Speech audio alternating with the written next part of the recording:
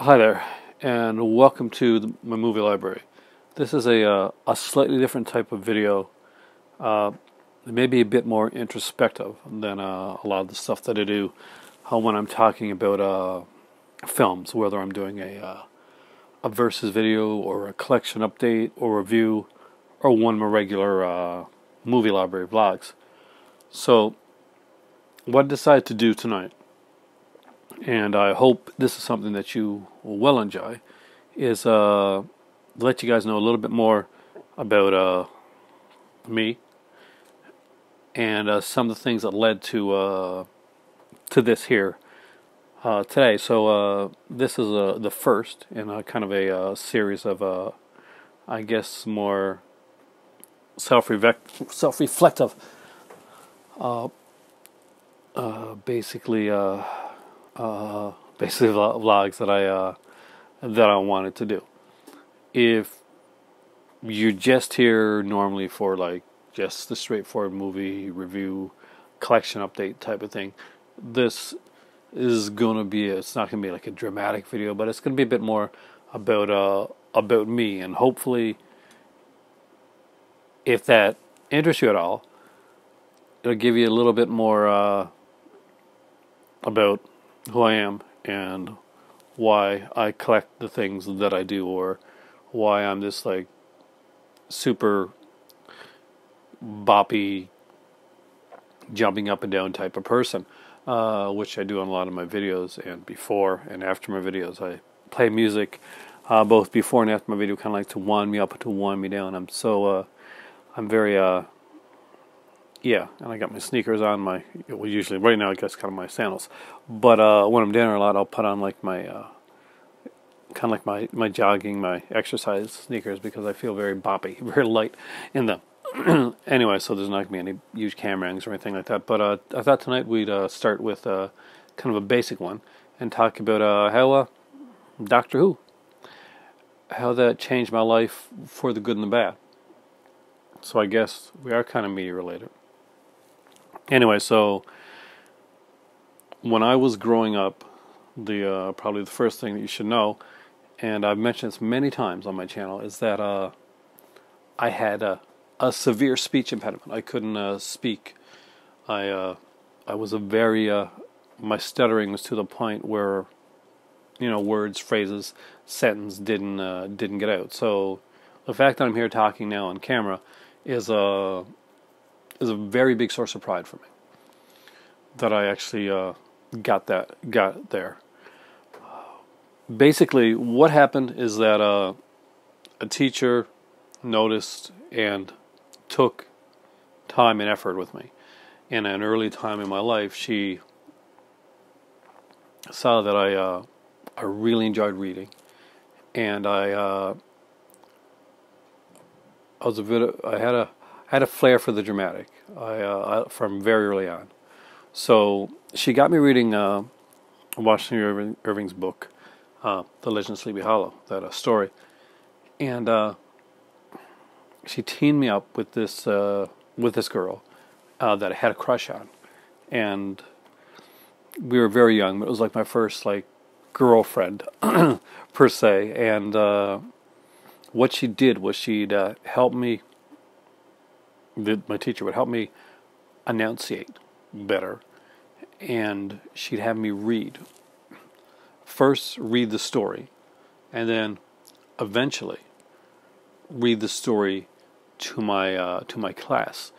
And I was very shy, so I'd get to the point where I'd have to read, but I couldn't just read straight out. I couldn't just come and I couldn't just say, and then Ichabod Crane.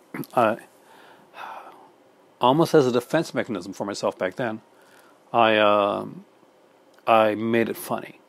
I used voices. I'd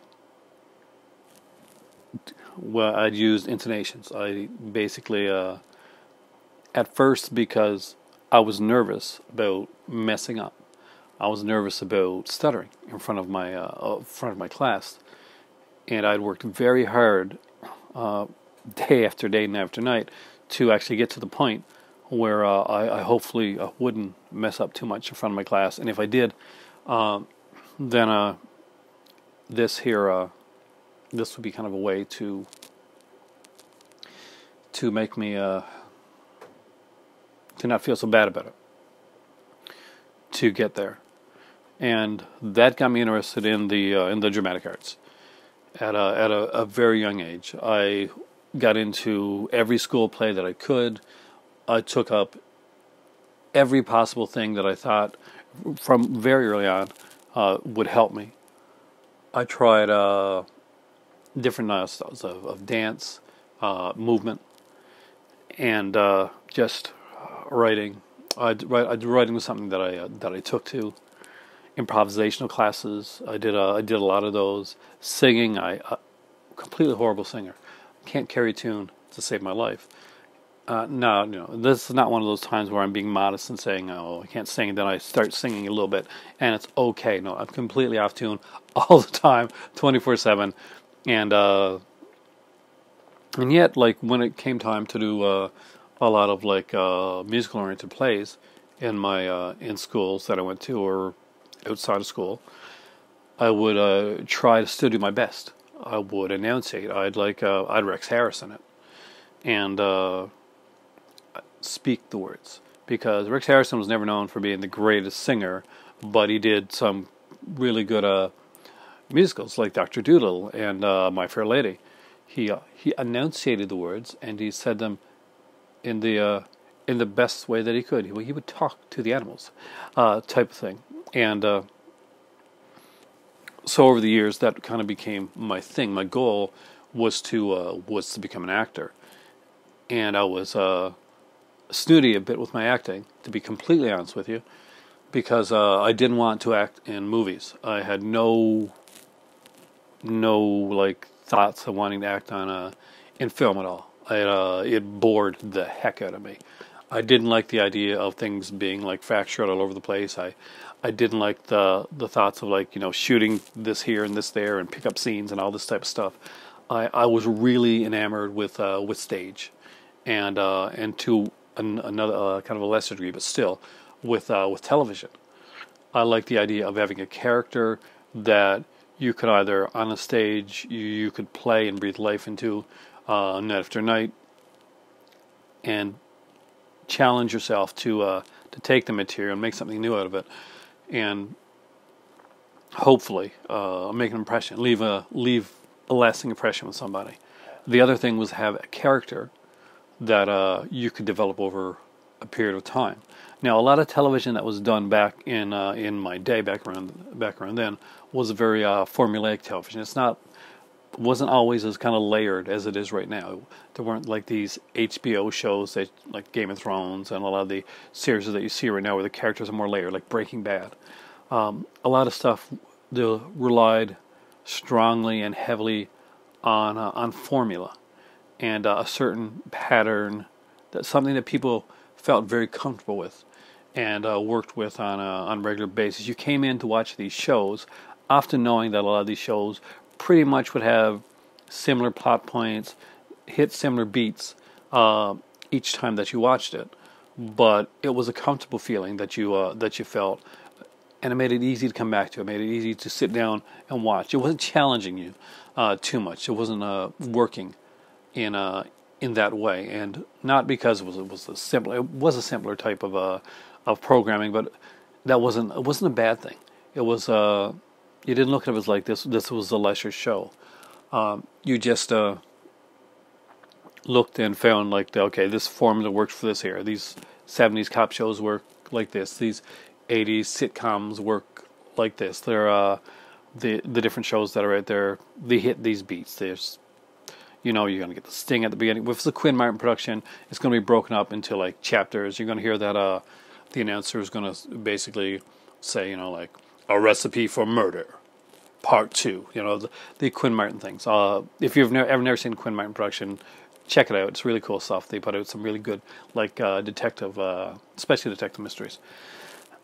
Now, how did Doctor Who get into all this? Well, again, when I was younger, I became enamored with the series Doctor Who. It used to show on PBS. And the first Doctor that I probably saw, that I remember, it was I like to say that it was Pertwee, but I think I may have seen Pertwee in kind of like a later. I do remember Baker.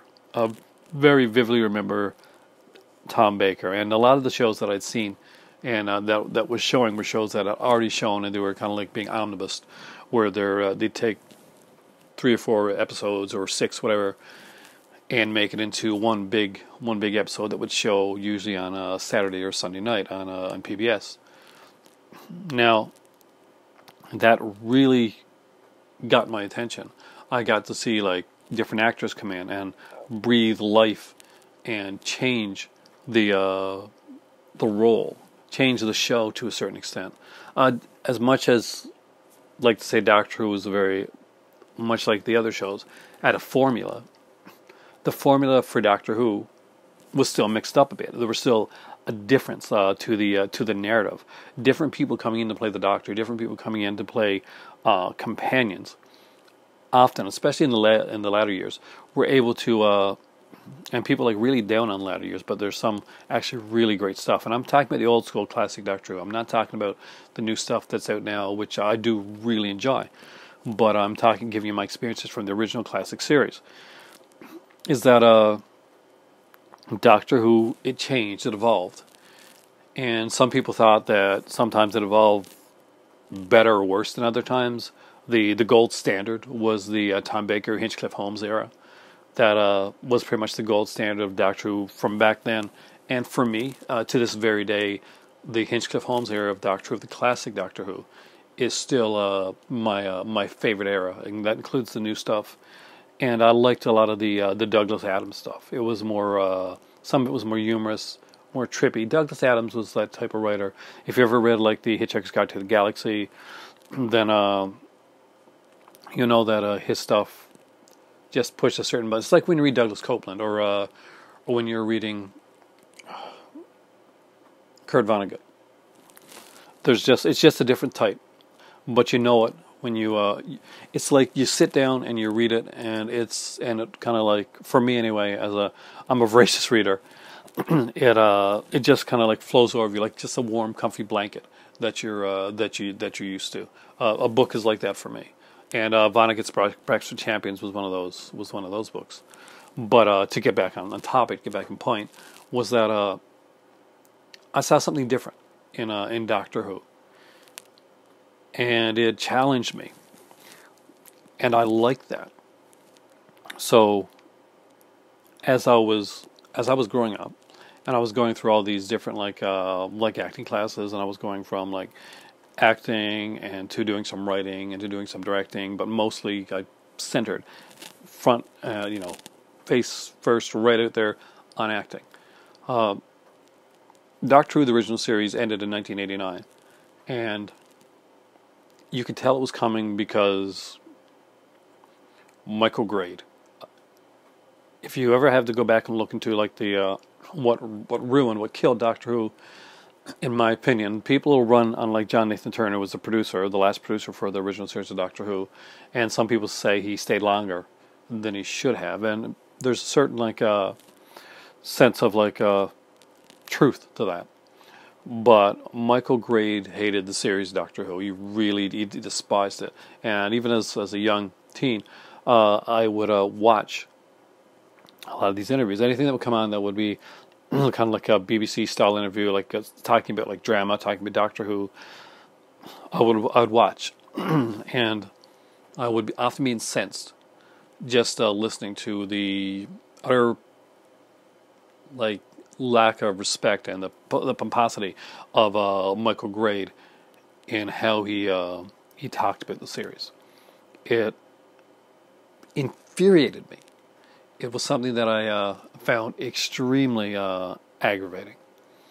And the other person that really hurt Doctor Who was one of its writers, and not one of its worst writers. It's not a Pip and Jane Baker type of thing, but actually not one of their bad writers, and that was Eric Seward.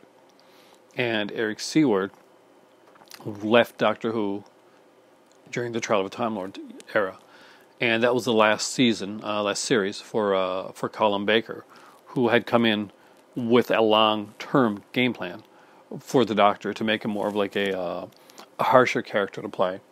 And don't worry, this is all going back to what I want to go. There's a reason for this, and just slowly like peel away the layers of the Doctor, make a much better kind of interesting Doctor. Now, this would have worked a lot better if the writer that was going to come on Doctor Who, the writer that would, in my opinion, like revitalize the Doctor Who in the end, but it will be too late by the time that he did it, was a writer by the name of Andrew Cartmel. And Cartmel was known for having the Cartmel plan. And it was brilliant, in my opinion. I thought it was brilliant. But Eric Seward left the show in a huff, over basically Robert Holmes, who'd been a long time writer for Doctor Who, passed away. He had been writing the last episode for a big, like, series-long arc called Trial of a Time Lord. Now, at the time, Doctor Who had been off the air for 18 months, and they literally were, the show literally was on trial. It was going through a time and a period where anything that could be used against it would be used against it by Grade and his cronies. The series, as it was originally going to be written, the end of that series, had a bit of a definitive ending, which you could follow up on within the next series of the show.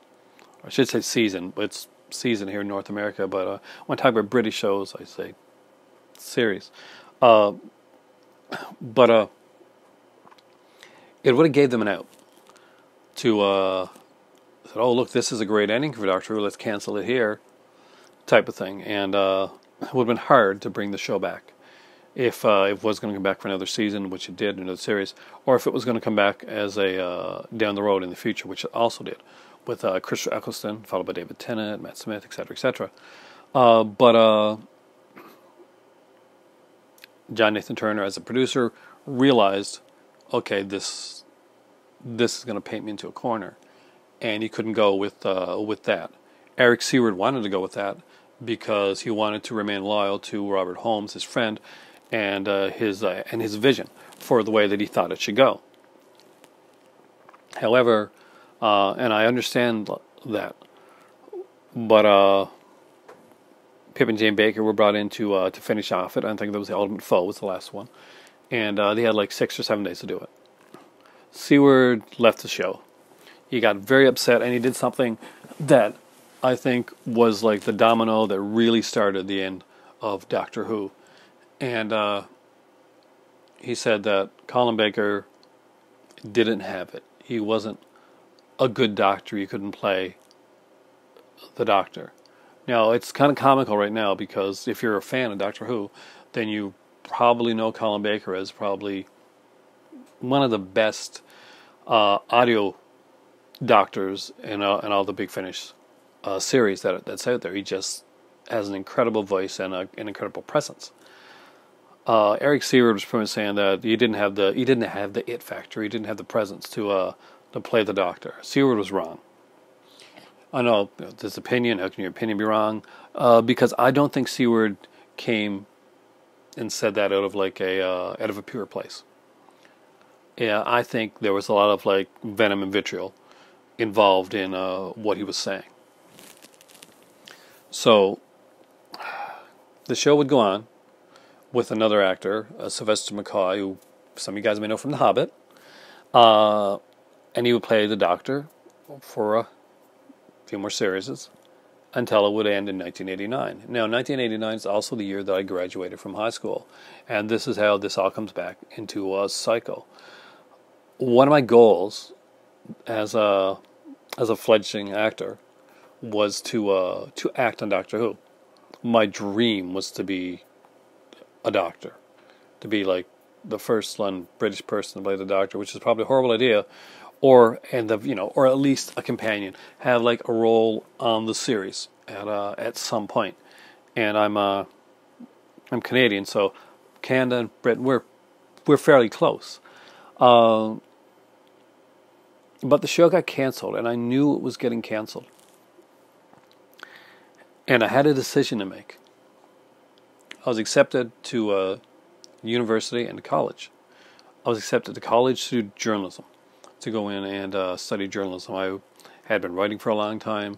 I had worked on various school papers, and journalism seemed like an easy fit for me. Something that I could do. Something I was interested in. I was interested in I was very enamored with Hunter S. Thompson and his style of Gonzo style journalism, and that's kind of the whole Gonzo style of like out there, just basically in your face real, is what prompted this channel and to go in the direction it did in the first place.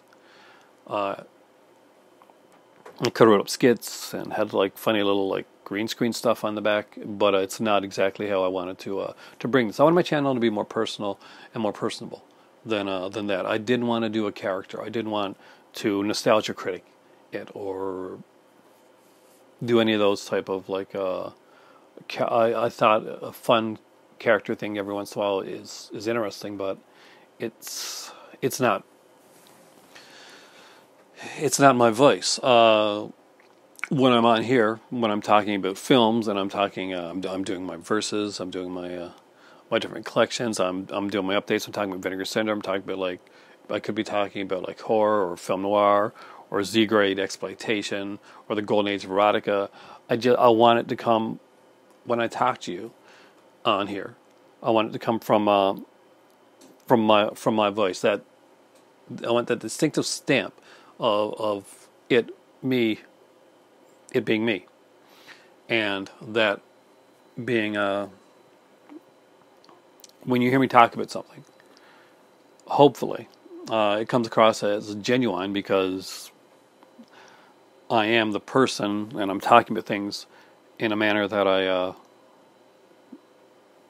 excited most of the time, and heartfelt with a lot, which is good sometimes, and other times like it can be mushy and stuff, and that's kind of, but that's me. That's actually like the person that I am, and I'm a bit raw when it comes on here to a certain extent, and I'm proud of that. I'm proud of the way that I've focused and went with my channel, and I've thought often, like, should I have gone a different way? Should I have tried to court more viewers through the more like through shorter videos, or through more like scripted work, or more performed, a more humorous style of talking or reviewing.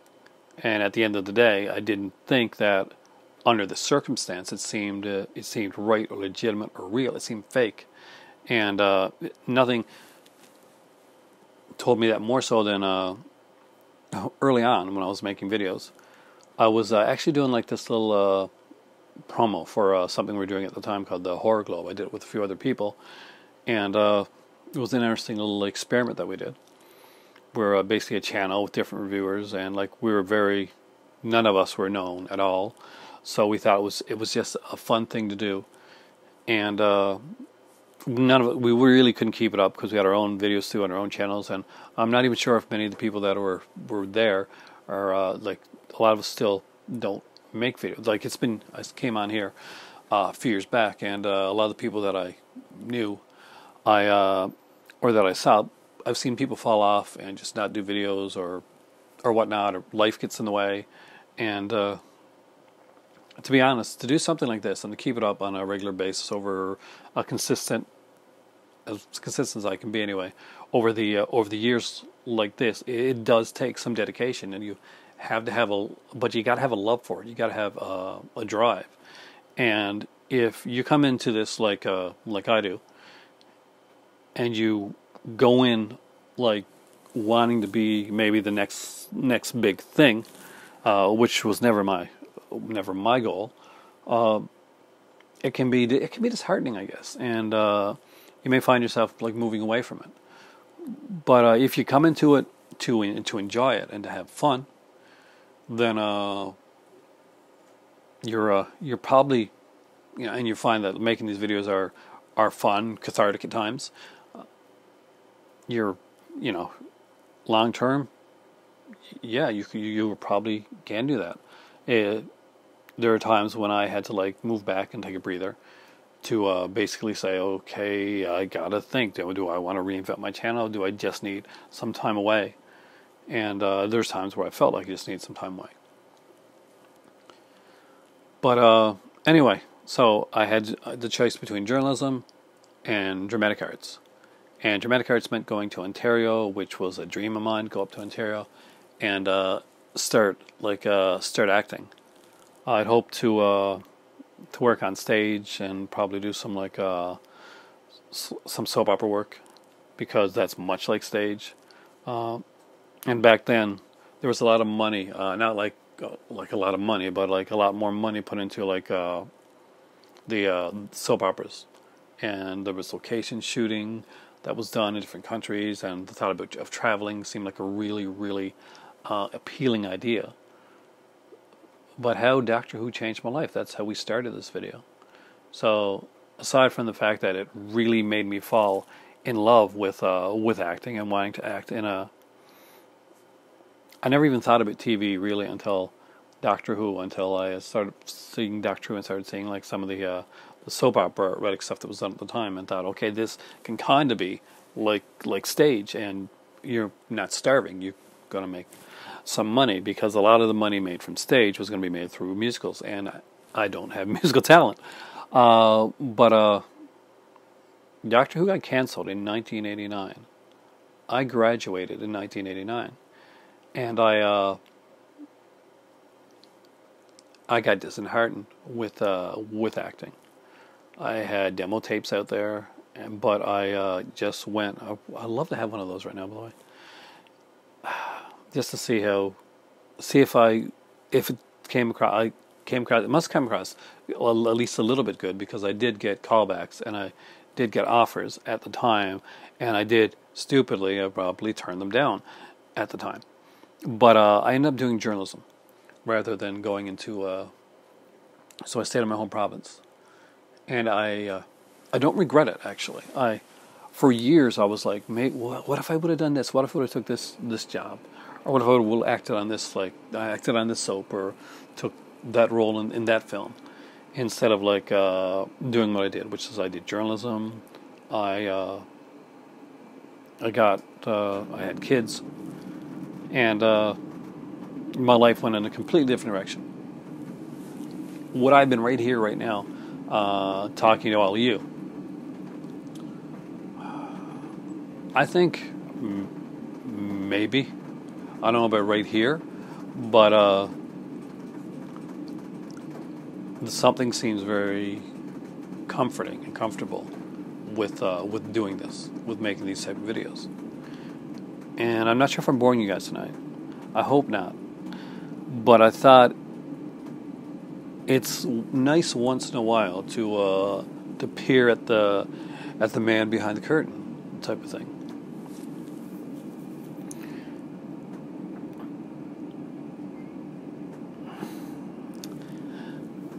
So Doctor Who changed my life, not just in the fact that I love the show and it was something I grew up with, something that I watched, something that I still watch to this very day. I have a collection of Doctor Who back there.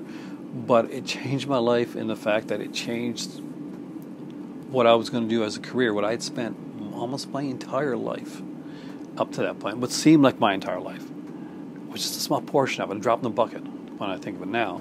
But all those classes that I took, like movements and dance, and especially things like hey kitty, things like the improvisation class. Those are always my favorite, which makes sense because here, I hope it makes sense. I hope that comes across, and because improv doesn't just work in a comedic standpoint. Improv is the ability to just go, and hopefully that comes across that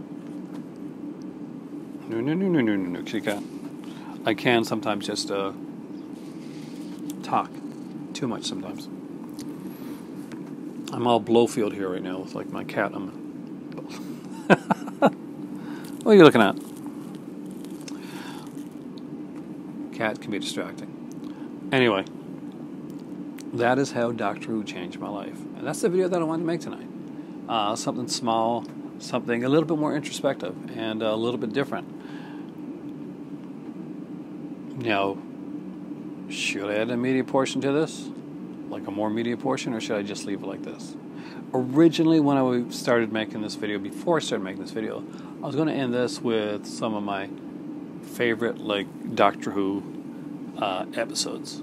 I was going to talk about some things that that stood out for me, that I had a lasting impression. And I could weave a tale of the different Doctors, everything from Genesis to Daleks, even things to like the cheesier stuff like the Happiness Patrol, just things that that stood out for the times that I watched them. But I'll leave that for another video. I'll do that in a future updated video to this. But here it is, guys. This is kind of like the I don't really know what to call this video.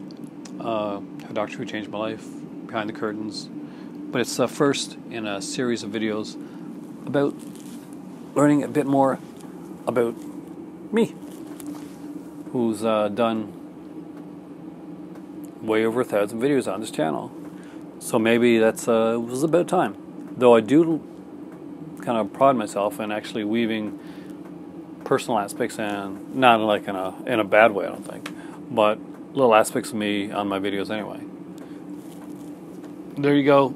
Something different, something unique, and something I felt was a little bit overdue to do. So if you like this, please let me know in the comment section down below, and maybe I'll talk about some other stuff and how it relates to the past,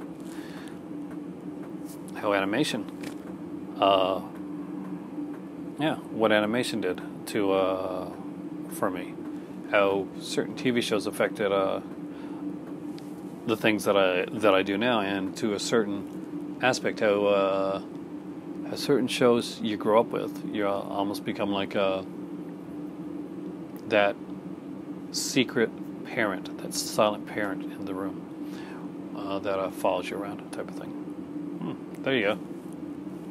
There's ideas for the future. Thanks for watching, guys. For right now, I gotta drink some tea. I really do. I was going to drink some before and I didn't do it, and I really need to do that before I get some sleep tonight. I'm missing my tea. Thanks for joining me tonight in the movie library. This has been a different video, a more introspective video, and hope you guys enjoyed it. Have a good evening, and enjoy that week of yours.